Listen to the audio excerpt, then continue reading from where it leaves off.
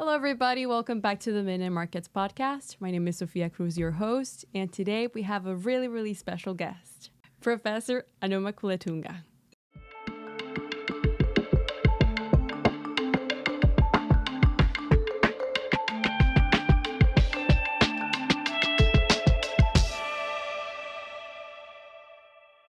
Countries. For example, in a developing country, we don't have stock markets, No, we don't. developed capital market, but we do have banking, and so banks are hugely important, but not so much the share market or the capital market, right? So we needed more information on banks, for example, like whether the banks are accessible to people. Yeah. So here they don't check those, right? Because Yeah, they banks, already know commercial that. banks are nothing for them. They are more interested in investment banks here. They are more interested in the banking instrument, the high-end ones, derivatives, which are useless in our countries. Yeah. You don't even have a stock market. Forget about derivatives. You don't have a underlying derivative is a, Yes, underlying it's an stock, underlying right? asset, yeah. So you don't have derivatives. So why?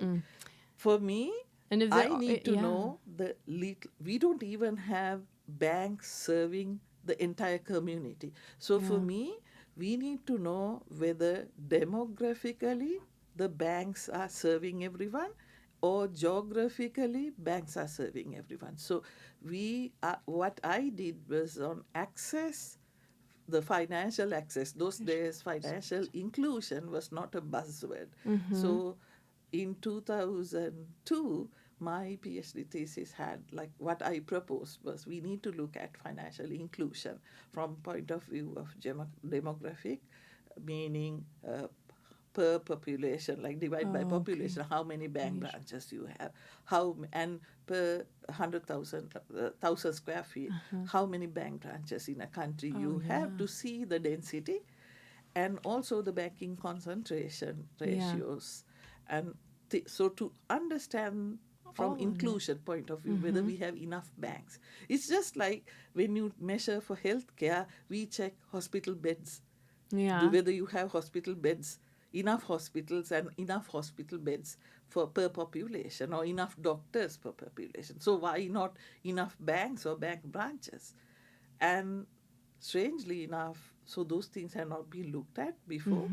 And then also, I I wanted them to look at savings mobilization, because in developing countries we don't get loans and we don't go to bank loans, because banks will not give loans to poor people anyways, right? Either you don't have collateral, you don't have houses to mortgage, right? You don't have assets to mortgage. So when we don't have assets to mortgage to a bank to get a loan, how do we get, like, what do? We save. So savings mobilization is a very important category for us, because savings in developing countries are in excess of 10, 15, 20%. Savings here in this country is less than 10%. You don't have to save. You always have a credit card, Yeah. right? We use credit card. Any credit card is allowing you to get credit with postponed payments. But in Sri Lanka or any poor country, poor people don't get credit cards. No, they You don't. can only use debit cards, right? If you have Exactly. money, you can pay. Even utility, it's postpaid here, meaning you get a bill for telephone, electricity after telephone you bills use. after you But use. in developing countries, it's prepaid. Prepaid. You have to exactly. pay and buy the data. You have to Yes. pay and buy the utility. Exactly. So there is no point looking for things that are not there. So saving is the most important thing. Most important thing. And for most developing countries, the way that you earn foreign exchange is not by actually, like, poor countries don't export much because they don't have that capacity. China is, even though China export hugely, China is different from other countries. It's right? different, yeah. Yeah. For us, you send human capital and not for white collar jobs. They will send drivers, housemaids, carpenters, nannies, like very, like, lower class jobs, and say who will send remittances, Remittances, like $100 back, monthly, their earnings that come back to country is not more than $100. But when you collectively take that, any Yes. developing country like Sri Lanka, Bangladesh, Nepal, it is as much as 20% of the GDP. 20% of the GDP. Yeah, Yes. Yeah, I it know. is Huge. huge Yeah. in Asia. The Huge. entire Asia gets so much money from the developed Yeah. countries and the Middle East. Yeah. And that's why people say that what happens in the US really affects everybody because Yeah, these are people no, who, there is that yeah, it's the connection, right? connection, When right? and the problem is, this is why people had to understand that when something goes wrong in the developed countries, they say, "Oh, like it's only happening here." No, the direct effect is not the problem. The Yeah. indirect effect. When inflation hit us, or when Yes. something happens, we stop spending and we stop doing things, that we stopped hiring these things. We stop Yes. spending Yeah. so that we are taking away their jobs. We are Yes. taking away the third world country livelihoods. Yeah. And that is always that we see that repercussions during COVID, during the global financial Yeah, the crisis. global financial The crisis. global financial crisis was on collateral debt obligations, a very high end derivative product, Yes. right? Those derivative products cannot be found in any of the developing countries. Mm-mm. So there was no direct effect.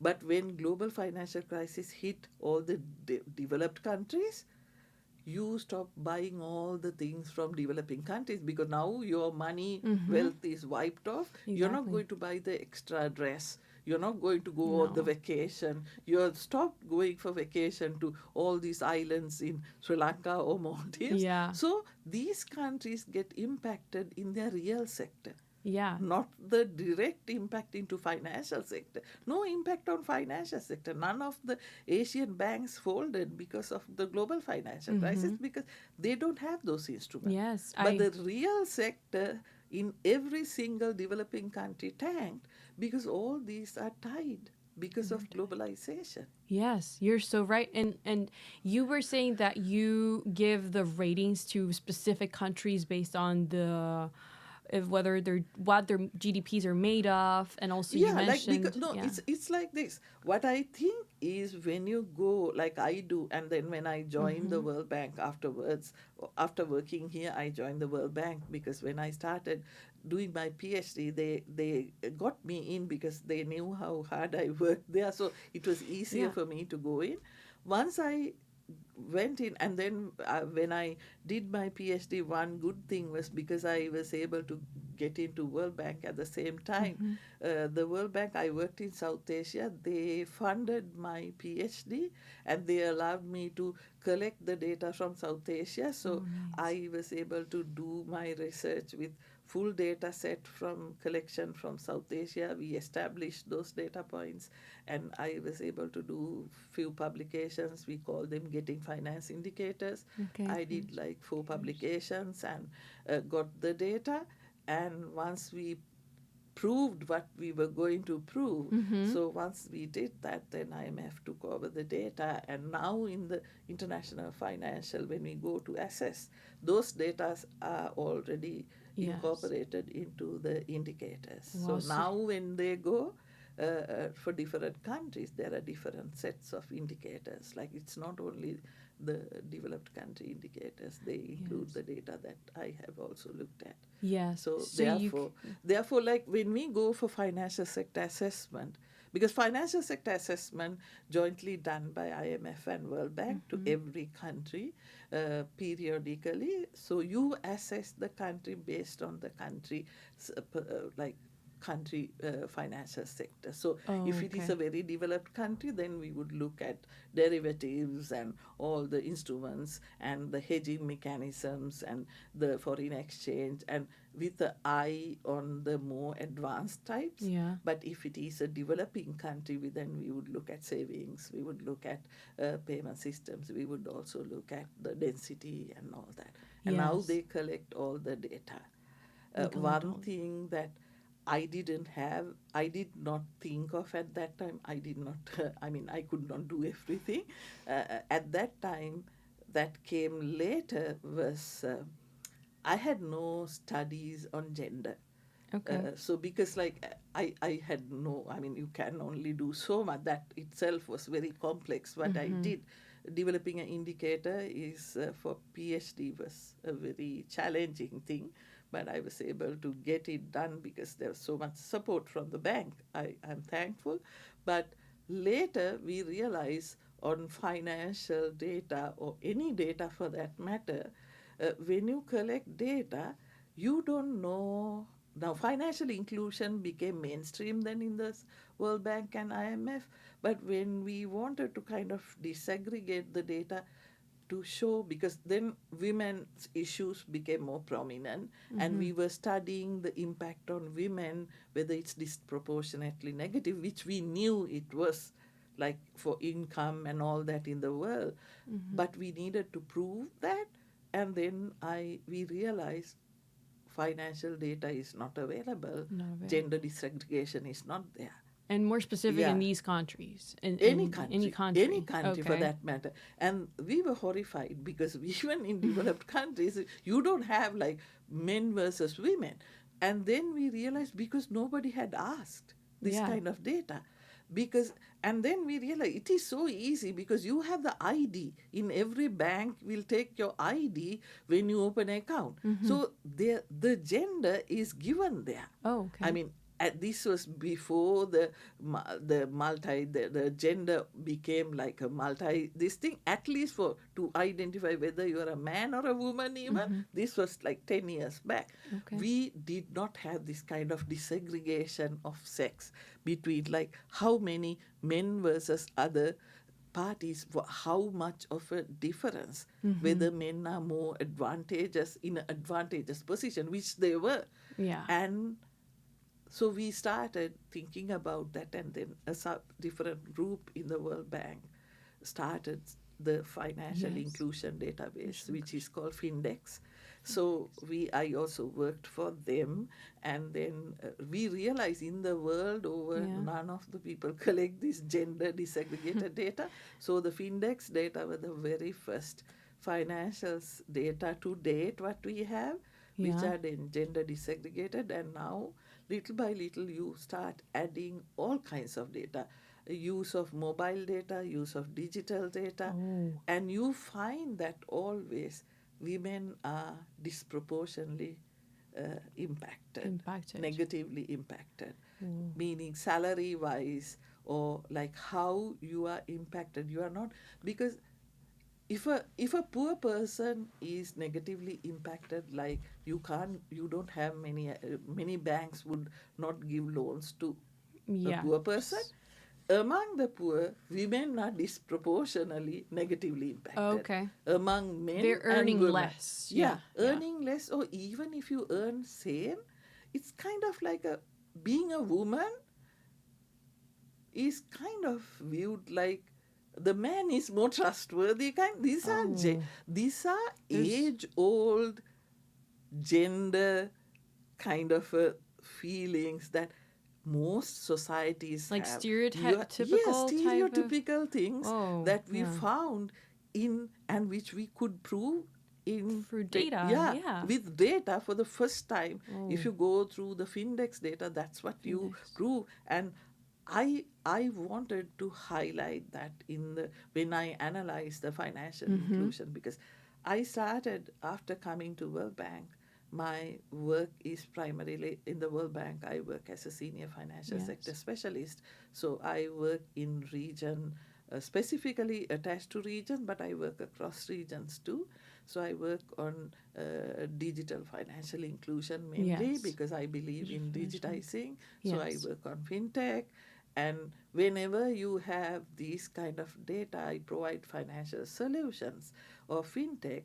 One of the things that I would very specifically look at is the financial inclusion of women into the formal financial system. Oh, okay. Because informally you can go to these loan sharks, Okay. or same day check kind Yeah. of like Yeah, like these check pawn shop stuff, like that stuff, pawn shops.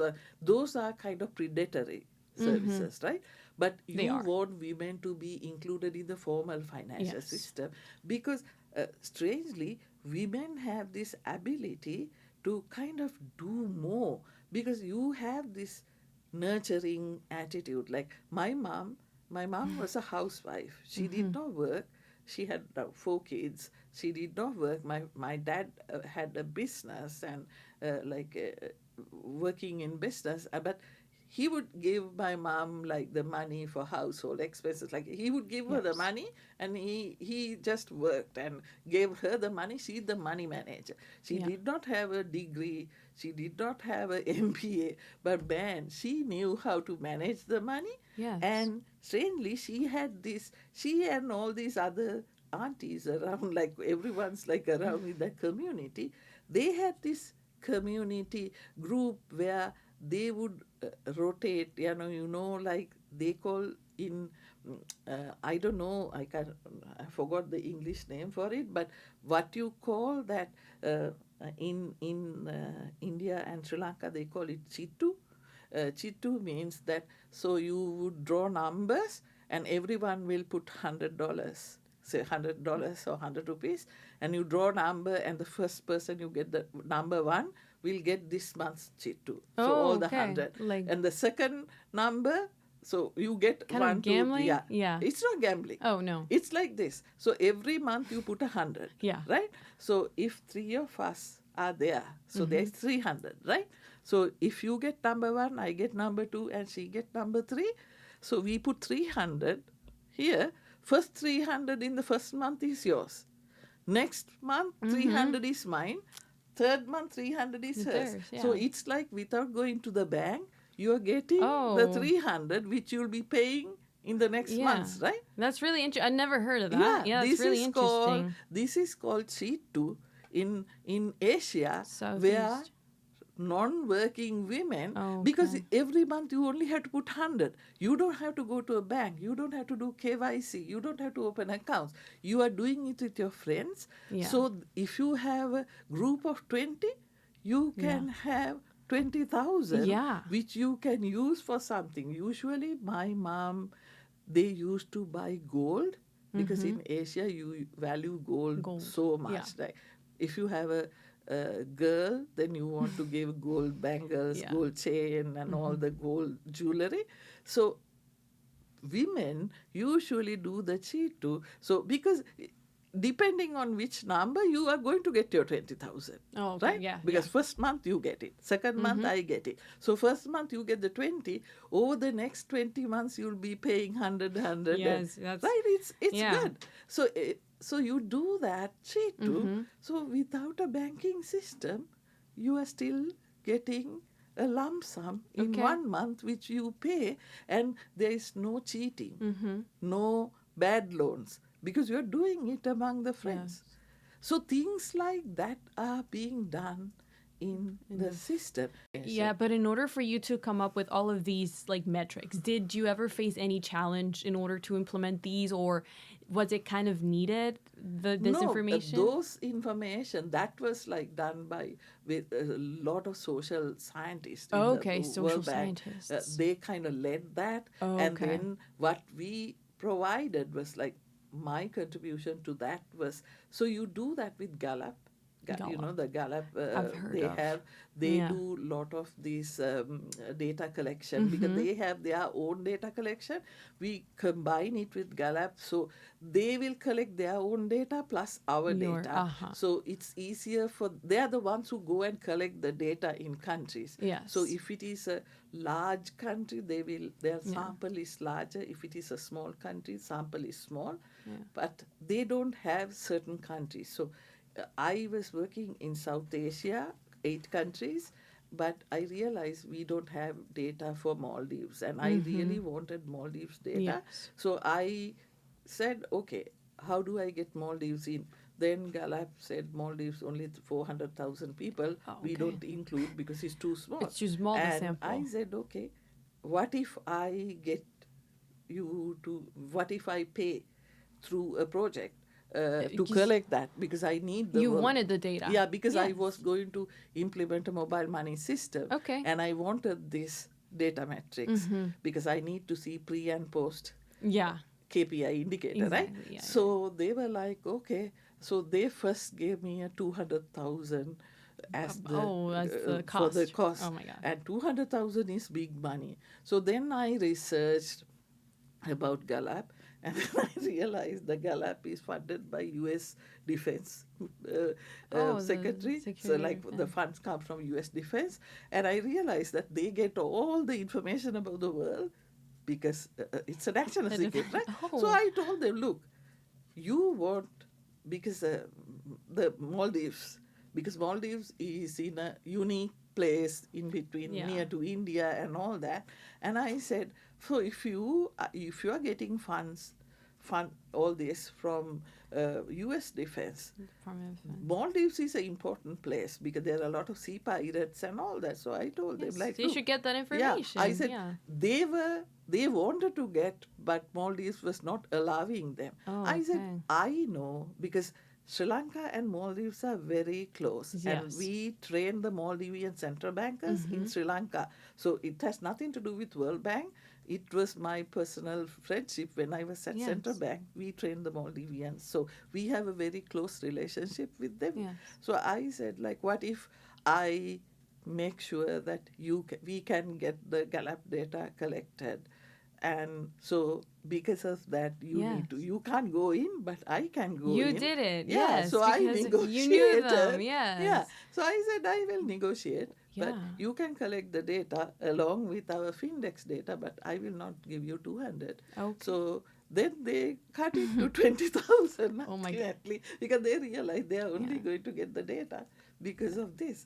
So for Yes. 20,000 they included Maldives and Maldives. did the Findex data that And they got year. allowed to get in there as Yeah, well, so right? Yeah. they got in, but we asked them, don't ask political questions, Mm-hmm. just do the surface data, Exactly. because sometimes when they ask all kinds of So, like mm-hmm. politically biased questions, they Yeah, get like they're gonna annoyed. get Yeah, banned. Yeah. but I think one of my most satisfying jobs Yes. that I did was the Maldivian Yeah, I would mobile bet. project. And from that, you said that you had previously known these people. So do you Yeah. think like networking is being a key part of your entire Networking, journey, in the or? sense, one of the things is that you need to always be open to listen to others. Yeah. The best thing, one thing that I would tell the students would be like the network. And I tell students, if you can go for these fun bank meetings are starting October 13th to onwards, and I know most students like to go sometime to do some kind of participation and help with like being hosting and all that. Even if you do not do that, you there are some events that are open to public. Fun bank, look, every university has certain like assets why that university is important, right? For Mm-hmm. us, we are so unique in where we are placed, unlike any other Yes. university Yeah. in Yeah. US or Mm-hmm. anywhere else. We are right in the middle where everything happens, right? Yeah, And we that's are true. so close to the Senate, we are the IMF and the World Bank on your Yes. doorstep, and there's no other university that has that ability. When I was a student here, all the time, whenever I have a free time, I would look up like what are the public Library. events Oh, okay. in IMF, World Bank, or Carnegie Mellon, or Brookings, or Library of Congress, because there's a ton of events around us, or American Economic Association. Yeah. Look, here is where things take place, Yeah. which has global Impact. Yeah. impact, Yeah. right? Yeah. Everything that we do here. US Yes. is not like any other country. You may not like US or you may like US. Either way, everything that we do Yes. have an impact. Yeah. Right now, That is so what we true. do, yeah, Yeah. you may not like what happens here, right? My personal thing is different, but when you do something, that's why we have to be very careful. We are not like any other country government. When you do something, the entire world will feel the impact, Yes. and it goes around because there is if there are many people who say, oh, now with whatever all these geopolitical tensions that are going around, with what's happening right now, they say, oh, US dollar will be replaced. US is going to lose its position. I am worried about the path that we are going, but I don't necessarily think it's not that easy to replace the US dollar. Exactly. I was gonna ask Yeah. you because my country, the country I'm originally from, Yeah. they used the U.S. dollar, Yeah. and I've heard lately that they got a provision from the IMF that they can no longer use No. cryptocurrency as a legal tender. No. You know Yes. why? When El Salvador selected Bitcoin, I was like, oh no. Because, like, look, the thing is, when you have a currency, Yeah. right? When you have a currency, you use your own currency, say, you have a El Salvadorian currency. No. Earlier you had, there was a currency before. There was, yeah. When you have your own currency, when you are a central bank, you print it and you give it to the people, and you need to, then the money supply is something that you circulate. So, but if you just, without any heed, you just print and supply to do all the payments, then you are just without, there's no kind of control. There are two policies for every country which are very important. One is the monetary policy, other one is the fiscal policy. Monetary policy is managing this printed your own money supply, so that there won't be too much money with us as consumers. If you and I have too much money, like say we have too much money than we need, then we are not going to just look at the money, we are going to buy all the things are unwanted too, right? Exactly. The time when I had, as a student here, when I worked here as $10 per hour, and when I work as a senior financial sector specialist, I don't eat the same in the same places. I don't wear the same things. I have, my needs are higher. Yes. I would now go and buy things. So when you have more money, human nature is spend more. Spend it. Yeah. Spend it, indulgence, use it, and get that kind of happiness or benefit, right? So when you have more money, you're going to buy all the things. So when all of us are going to have more money, the supply is not going to be able to catch up. So too few goods will be chased by too many, price inflation will happen. Exactly. That's how the inflation goes. And when inflation goes, asset bubbles will get created. And when asset bubbles get burst, then the economy gets damaged and economies can tank. So financial, on the monetary policy side, on one side they have to manage that money so that there won't be inflation. Exactly. But they have to ensure you can't cut too much.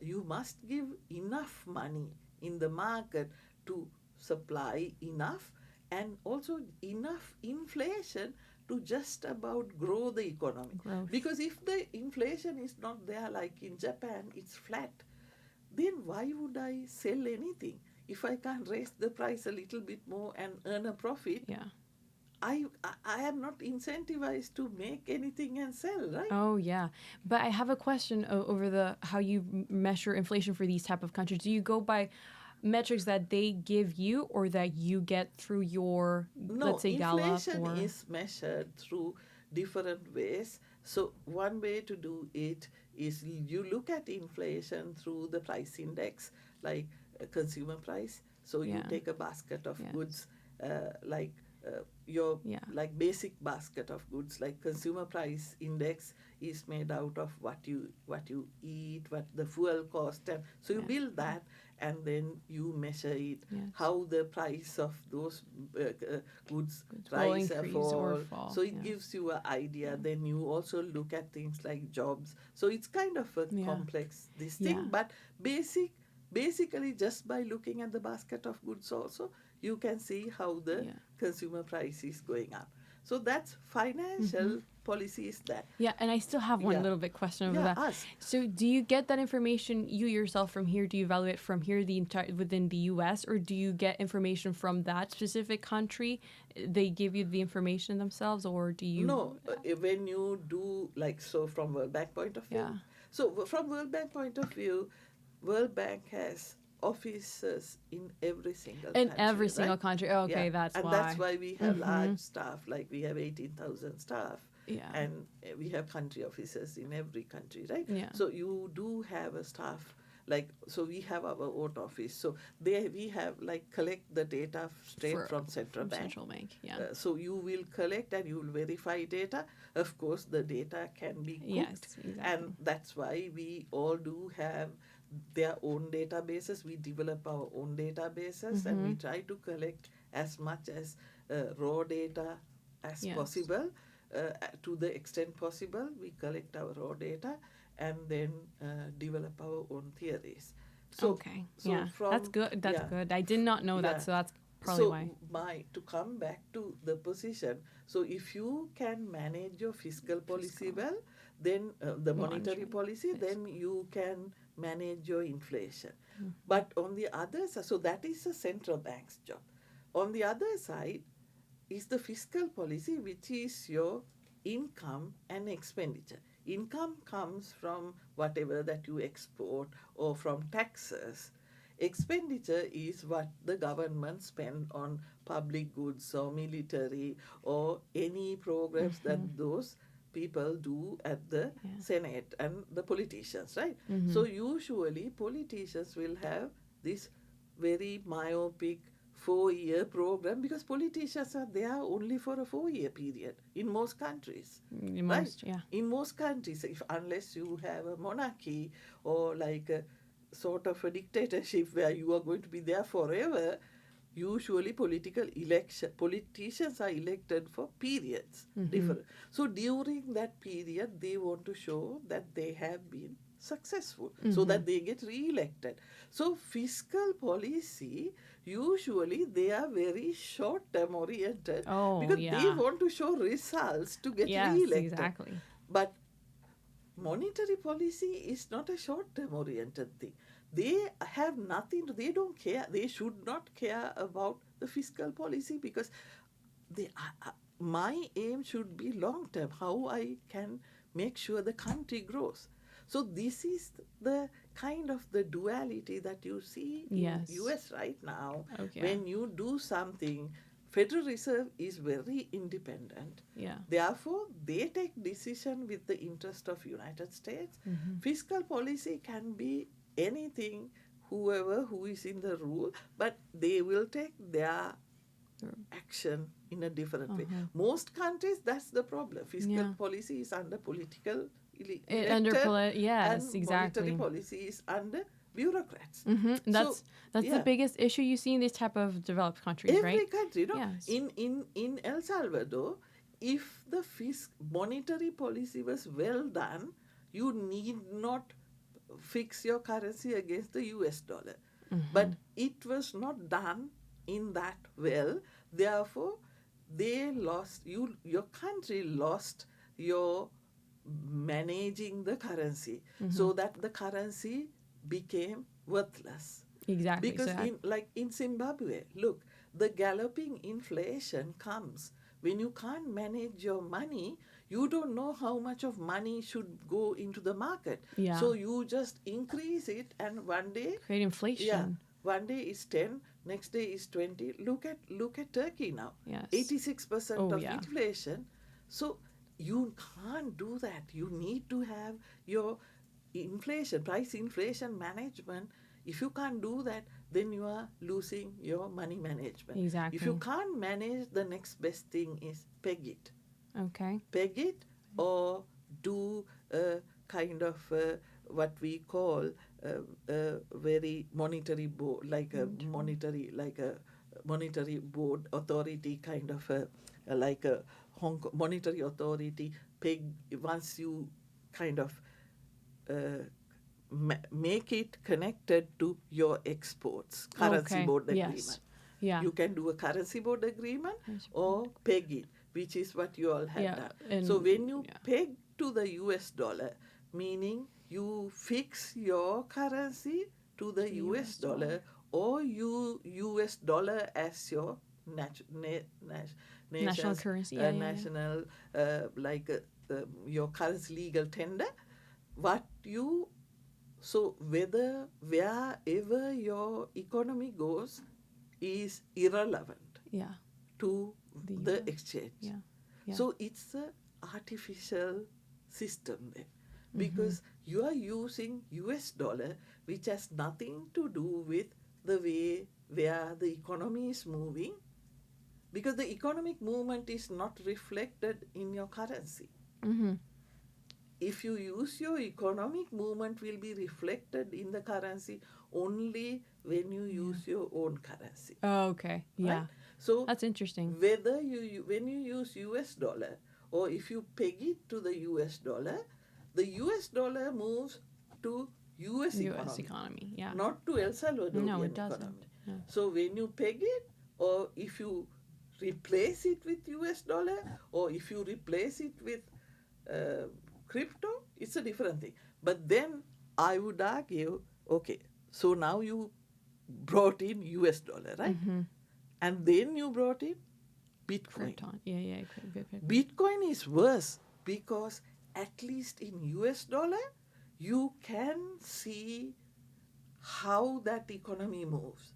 Bitcoin has nothing like that.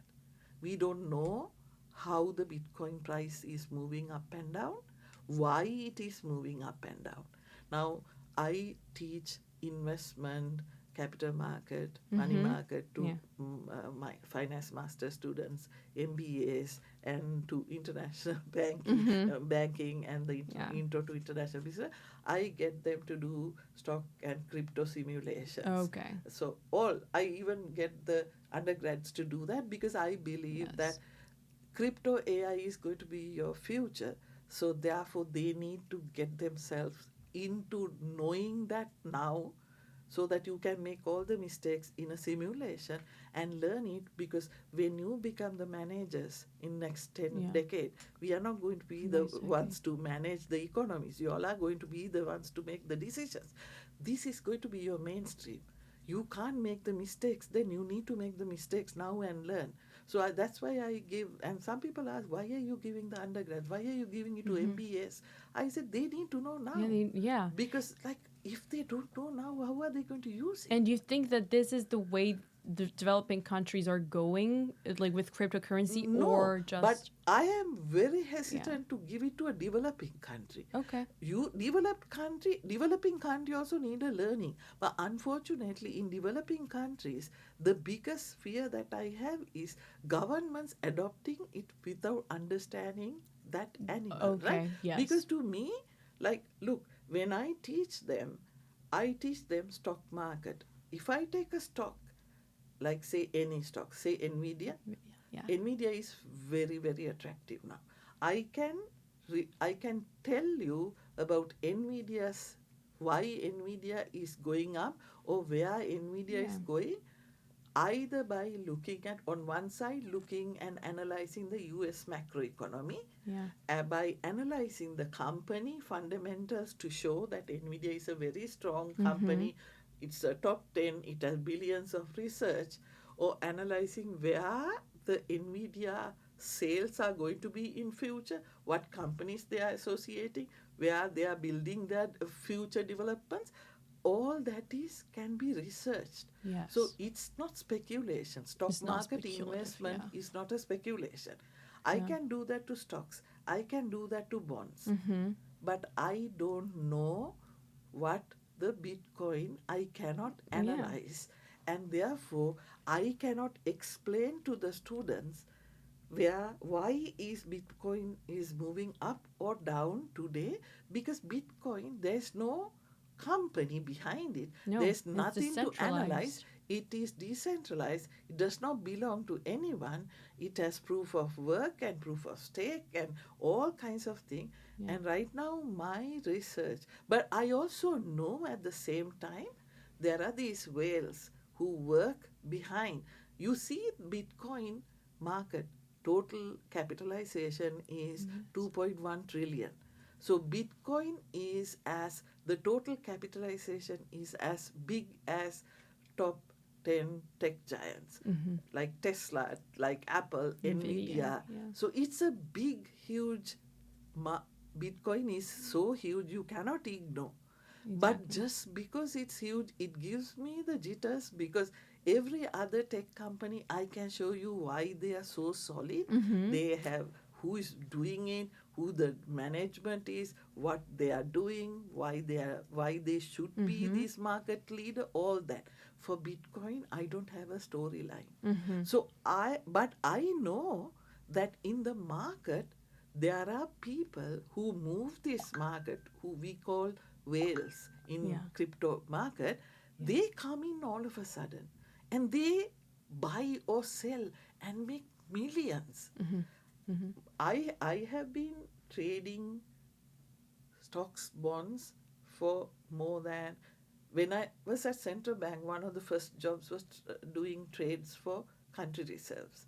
So I have traded currency way back in 1990. I'm Okay. old now. You can see Yeah. from 1990 upwards. I have traded. I have used my own portfolio. I still own. I don't have much on my portfolio. I trade like I do my own portfolio. And I Okay. don't lose money because right now I know how to read. I don't have that many because I don't have, Yes. I'm getting older and I don't have the same energy to buy 100 stocks and watch every night. I want to watch my Did you used to do movies. that when you were in Wall Street? Yeah, no, Okay. not only that, even afterwards, up until about 30 years of the age, 30, 35, I had like a big portfolio where Okay. I would watch and buy and sell. Yeah.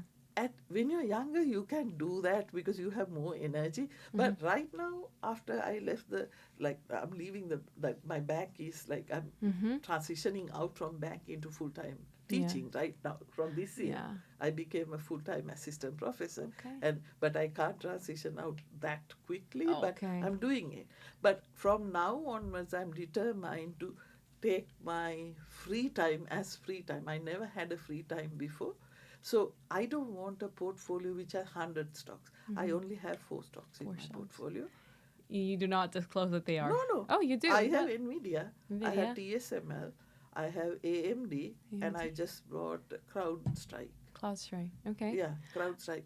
Because I tell my students Yeah. every day, every week, I tell them, and I gave them other good small value AI stocks, which I research and which I think Yeah. which are good, and I can talk. But the thing is, with crypto, I can't build that story because No.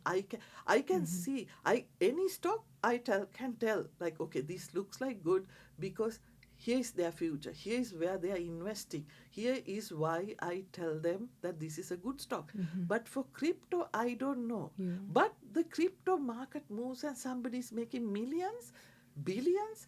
That tells me people who put 500 million into crypto market are not fools.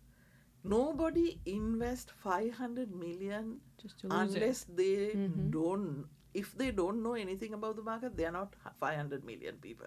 They would, no speculator would pull 500 million. So it tells me someone knows something, we don't know it. Wow. So nice. Thank you so much, really. Thank you. Thank you. And for everybody listening at home, thank you so much for listening to this podcast. And it was so nice being with you today and sharing all that knowledge that you have. And I will see everybody next week. Thank you so much Yes, of inviting course. me. I enjoyed sharing my Yes. 2 cents with you. Oh, yes, of course. Alright. It's so great. Yeah.